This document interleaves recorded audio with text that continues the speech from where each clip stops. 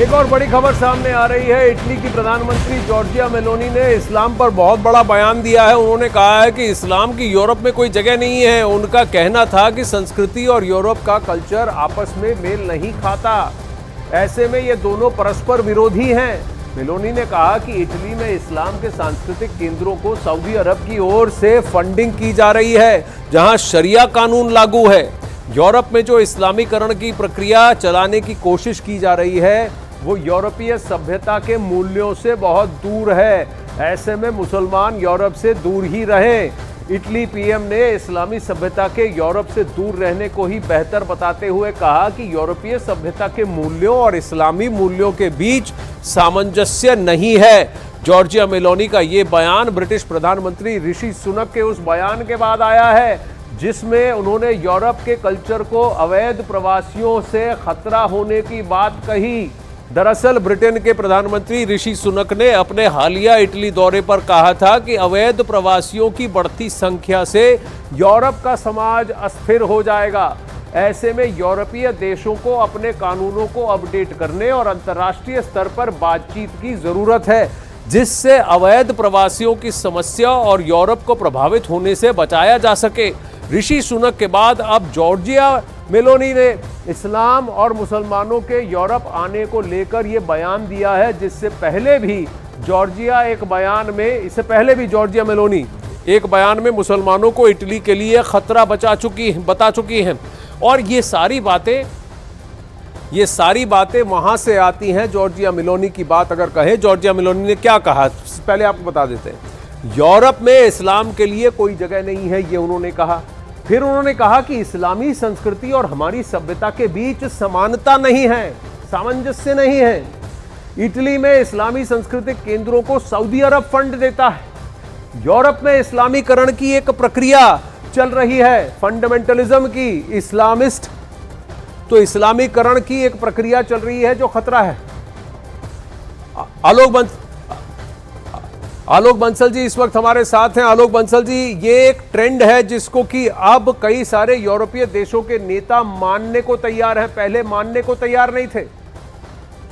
देखिए, जो George Meloni ने कहा वो वास्तविकता है कि जिस तरीके से यूरोप के अंदर इस्लामिक कट्टरपंथ का विस्तार हो रहा है वो चिंताजनक है, क्योंकि जिन सांस्कृतिक मूल्यों की बात ये कट्टरपंथी शक्तियां करती हैं वो यूरोप के उदार जो मूल्य है, मानवीय मूल्य हैं, उनके साथ समन्वय नहीं बैठाते। और इन्होंने साफ कहा कि सऊदी अरब से इन सांस्कृतिक केंद्रों के लिए पैसा आता है और जिस तरीके से सऊदी अरब में एडल्ट्री और इन चीजों के खिलाफ जो सजाएं दी जाती हैं वो यूरोपीय सांस्कृतिक और जो मूल्य हैं उनके साथ उसका तालमेल नहीं बैठता। और उनका ये कहना था कि यहाँ पे हम किसी भी हालत में शरिया जो कानून है उसको लागू नहीं करने देंगे, क्योंकि अब धीरे धीरे देखा जा रहा है कि जैसे जैसे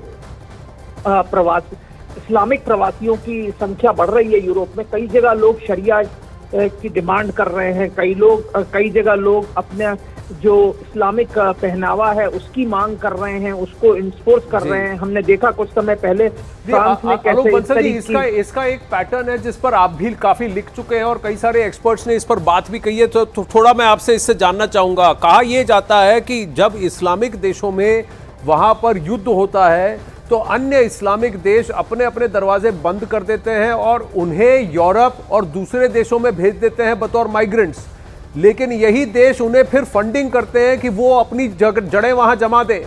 और ये लोग और जो ये माइग्रेंट्स वहां जाते हैं वो वहां की कल्चर में उनका समन्वय नहीं होता और सब कुछ गेटोइज्म कल्चर से शुरू होता है, हमारा अलग हमारा अलग हमारा अलग, और फिर उसके बाद ये वहां पर सोसाइटी में ये कलेश शुरू हो जाता है। इसका जिक्र व्लादिमीर पुतिन ने भी किया था, कहा था कि रूस में आना है तो रूसी बनकर रहो। देखिए, इसमें कोई शक की बात नहीं है कि जो भी माइग्रेंट्स हैं, जो भी शरणार्थी होते हैं, वो उन रास्तों से हट जाना चाहते हैं जहां पे कि जिंदगी तकलीफदायक है। अधिकांश जो शरणार्थी हैं वो यूरोप और पश्चिमी देशों की तरफ जाते हैं, क्योंकि वहां की उदारवादी संस्कृति जो है, पहली चीज तो शरणार्थियों के लिए एक उपयुक्त समाज, एक उपयुक्त व्यवस्था पैदा करती है और साथ ही साथ उनको लगता है कि उस उदारवादी व्यवस्था में वो खप जाएंगे। लेकिन जैसे जैसे वो अपनी जड़ें जमाते जाते हैं फिर वो अपने सांस्कृतिक हितों और अधिकारों की बात करने लगते हैं और ये जो इस्लामिक सांस्कृतिक केंद्र हैं इनकी स्थापना हो रही है और जिनको बाहरी देशों से विशेषकर सऊदी अरब से काफी पैसा आ रहा है, तो इसके कारण एक मूलभूत टकराव की स्थिति पैदा हो रही है और इसी के खिलाफ अब हम देख रहे हैं कि यूरोप के राष्ट्रों में एक प्रतिक्रिया हो रही है। हमने देखा फ्रांस ने कहा कि आप इस्लामिक जो चिन्ह हैं वो हमारे देश के सेक्युलर मूल्यों के साथ नहीं जाते, और उन्होंने उस तरीके से हिजाब पहनने और स्कूलों के अंदर ये इस पर रोक लगाई, मीनारों पर रोक लगाई गई स्विट्जरलैंड के अंदर। अब नीदरलैंड्स के अंदर हम रिएक्शन देख रहे हैं और अब हम ये इटली की प्रधानमंत्री का वक्तव्य देख रहे हैं।